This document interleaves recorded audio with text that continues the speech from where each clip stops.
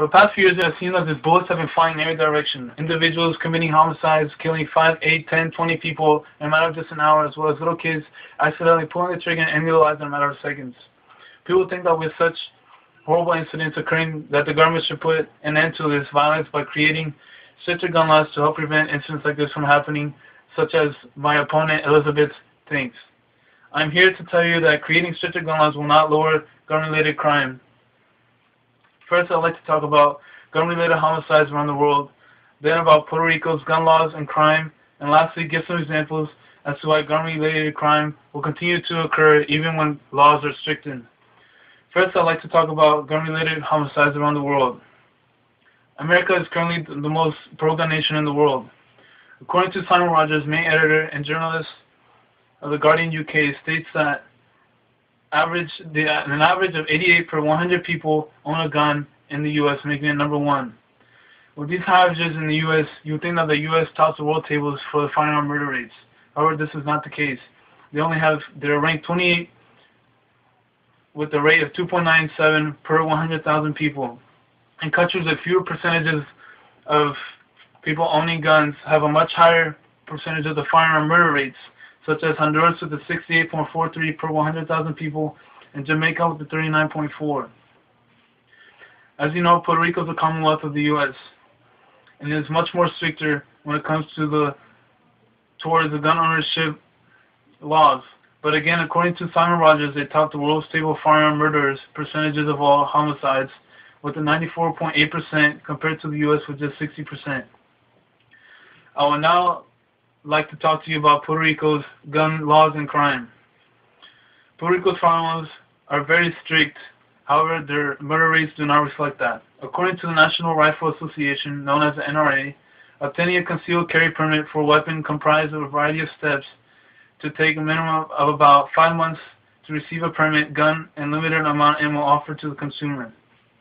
Again, according to the NRA, once you have obtained a weapon and ammo, you have to reapply for a permit if you wish to purchase a different weapon. Also, you have to send a permission form to the government if you would like to purchase more ammo, which is a large hassle and takes a couple more weeks to process.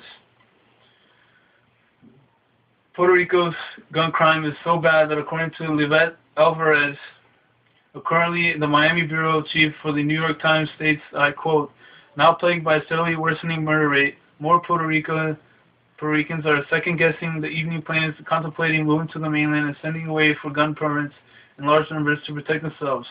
End quote. This statement shows how terrible the crime in Puerto Rico, even with strict gun laws. Again, according to Lizette Alvarez, the reason for that statement is because in 2010 there were 983 homicides in Puerto Rico, and in New York City, containing twice the population of Puerto Rico, only had 536 homicides. With Puerto Rico as one example as to why stricter gun laws will not lower gun violence, I will now offer more examples for this dilemma. Cases around the world will offer explanations as to why, even with the strictest laws, we will still see massive deaths caused by firearms, and perhaps even prove that more lenient gun laws will result in lower crime rates.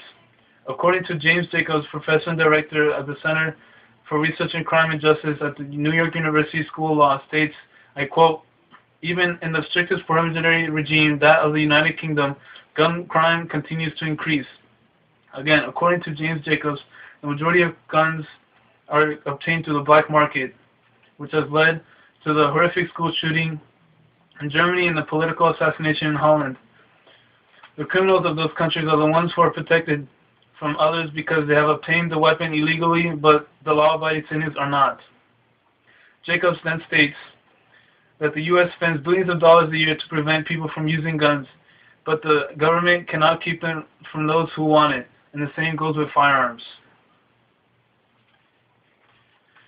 According to John Law, an American economist and political commentator, as well as the author of More Guns, Less Crime, shows data that reflects the reality towards lenient gun laws result in lower crime rates. I quote, "When state concealed handguns laws went into effect in a country, murders fell by about 8%, rapes fell about 5%, and aggravated assaults fell by 7%. End quote.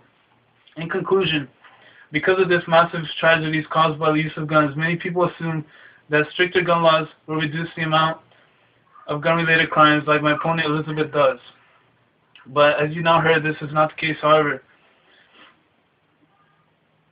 I have talked about the gun-related homicides around the world. Then about Puerto Rico's gun laws and crime. And lastly, I gave an example as to why gun-related crime will continue to increase even when gun laws are strictened. So now I'd like to end restating that creating stricter gun laws will not lower gun-related crimes.